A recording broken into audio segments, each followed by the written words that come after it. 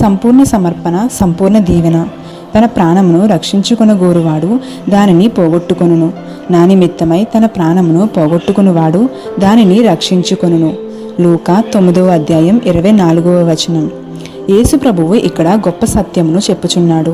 Bible గ్రంథంలోనున్న సూత్రములు లోకంలోనున్న సూత్రములకు చాలా వ్యతిరేకంగా ఉండును. మారు మనసు పొందిన తర్వాత సంపూర్తిగా అభివృద్ధి అయిన జీవితమే కొండ మీద ప్రసంగము యొక్క సారాంశము. నీ అనుభవంలోనికి రానయ్యున్న విషయములను యేసు ప్రభువు ఎట్లు ఆ ప్రసంగంలో చెప్పగలిగినాడో అది చాలా ఆశ్చర్యమును కలిగించుచున్నది. దురదృష్టవశాత్తుగా మనం దాని ఫలితమును చూచుటలేదు. తమను తాను తగ్గించుకొనుటకును తమ పాపములను ఒప్పుకొనుటకును ప్రజలు ఇష్టపడకపోయినట్లయితే అట్టి ఫలమును వారెట్లు చూడగలరు? కానీ మనము నిజముగా దేవుని ఆత్మ ద్వారా జన్మించినట్లయితే దేవునిదంతయు నీదేననియు నీదంతయు దేవునిదనియు నీవు కనుగొందువు. దేవుడు నీ యందును నీవు దేవుని యందుయు ఉందువు. మీ శరీరము దేవుని ఆత్మకు ఆలయమై ఉన్నదనియు మీరెరుగరా? మీరు మీ సొత్తు కారు, విలువ పెట్టి కొనబడిన వారు.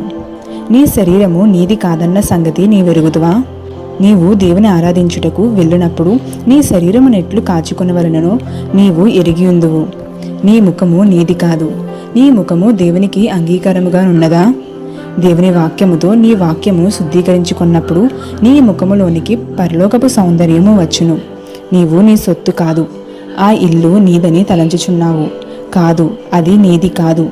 నీవు దానిని దేవుని మహిమ కొరకు ఎంతగా వాడుచున్నావో అంత మెట్టుకు అది నీదై ఉన్నది. నీవు ఇంటిని కట్టుకున్నావు, కానీ దానిని చాలా కాలము ఆక్రమించుకుని ఉండలేదు. ఎందుకనగా అది నీ సొంతమైనదని తలంచుచున్నావు.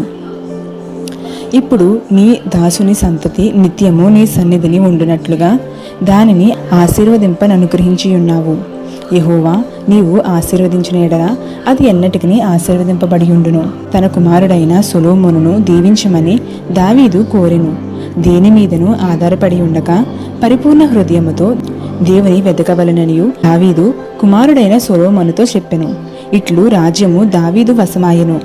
మనకున్నదంతయు దేవునికి సమర్పించినప్పుడు అది దేవునికి ఎంత మహిమకరముగా ఉండునో, నీ ఇంటిలో నున్న వారందరూ నీ ఇంటిలో నున్నవన్నీ దేవునికి చెందినవని నీవు నమ్మినప్పుడు నీలో ఎంత గొప్ప నమ్మకం ఏర్పడును.